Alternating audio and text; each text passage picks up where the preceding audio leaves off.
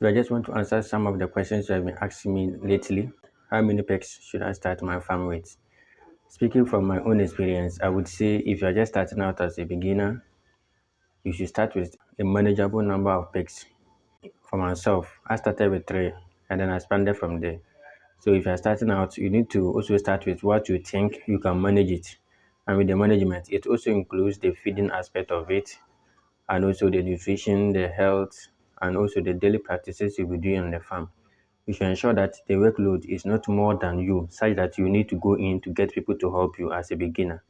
So you look at what you can manage. If nobody comes to help you, you know that with this number of pets on the farm, I can adequately fend for them and I can effectively take care of them till they grow and then I sell them. That is what you need to consider. And also about the number of rooms you should also have on your farm. That one, there's no required number of rooms that you will need as you start out, but it also depends on what you need to do. Okay, so for instance, you need a place for farrowing where the pregnant sows will go there when it's time for them to deliver. They go there to give birth to the piglets.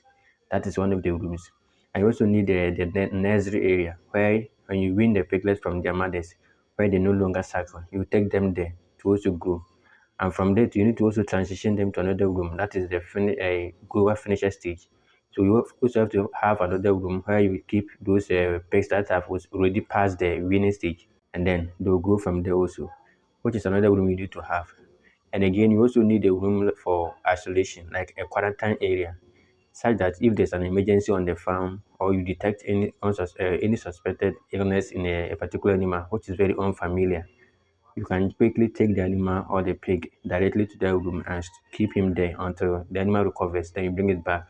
But if you don't have this isolation area, you end up leaving the animal with a group that are already healthy. And we know what that means. It means that definitely, if the disease is very communicable, it is going to spread widely on your farm, and within a shortest possible time, you have lost your entire herd. So you need also a quarantine area to keep these pigs.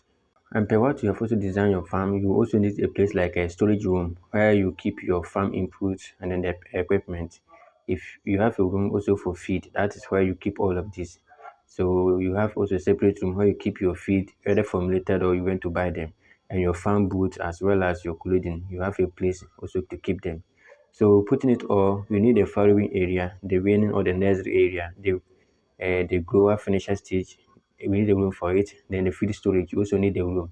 And also for emergency purposes, you need a place to keep the pigs such that if the disease should break out right now, we're able to take the sick pig there. If they die alone and not to go with the entire farm like that. And for the number of pigs to start with, you need to know how much you can or how many pigs you can manage if nobody comes to help you on the farm. Remember, pigs when they farrow, they can give birth like a 8 to 12 or 15 at a go. So if you start with 10 sows which are pregnant and then they're giving you 12, you know you have 120 already at your hand to take care of, which is not easy.